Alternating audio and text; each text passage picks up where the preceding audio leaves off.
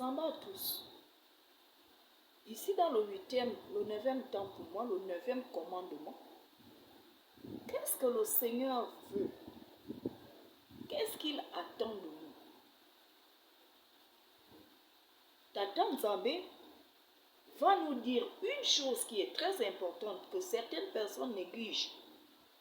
Mais cela est très important pour notre relation avec Tata Nzambe, notre Père.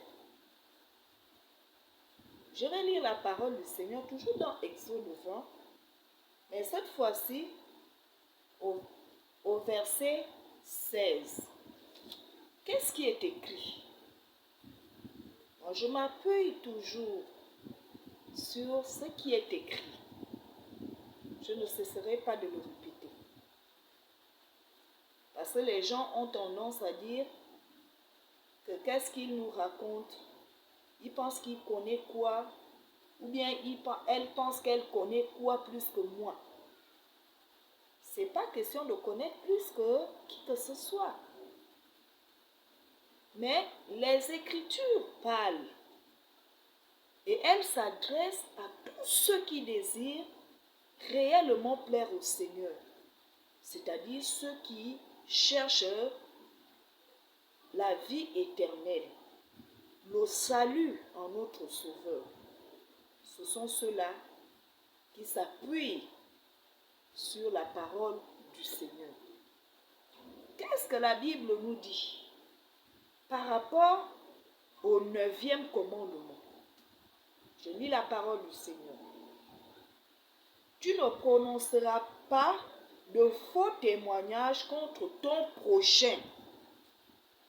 Ça, c'est la parole de Tata Nzambe. Tu ne prononceras pas de faux témoignages contre ton prochain. Ton prochain ici, c'est qui? Ton prochain, c'est ton père, ta mère, ton frère, ta soeur, ton ami, ta copine, ta femme, ton mari, etc. C'est-à-dire toute personne que Tata Nzambe a créée.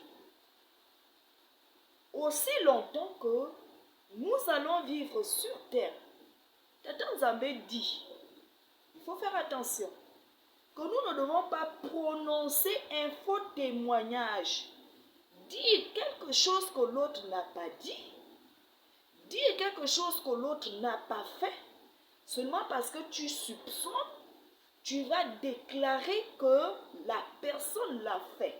C'est un faux témoignage. Il y a des gens qui s'entendent avec d'autres personnes pour aller, par exemple, au tribunal, témoigner contre l'autre. Ils vont d'abord s'entendre pour aller dire des mensonges sur l'autre, tout simplement parce qu'ils veulent gagner l'affaire. Même dans nos propres familles, ça existe. Un frère qui va s'associer à sa soeur pour aller salir l'image de l'autre. Ou une soeur. Les beaux-parents qui vont aller, par exemple, salir l'image de leur belle-fille. Parce qu'ils attendent quelque chose de quelqu'un. Il faut qu'on arrête ce genre de comportement. Ce n'est pas le comportement d'un enfant du Seigneur, d'un enfant de Tata Nzambe. Arrêtons cela. Il faut qu'on cesse de dire des mensonges sur notre prochain. La Bible dit bien, la parole du Seigneur dit bien, notre prochain.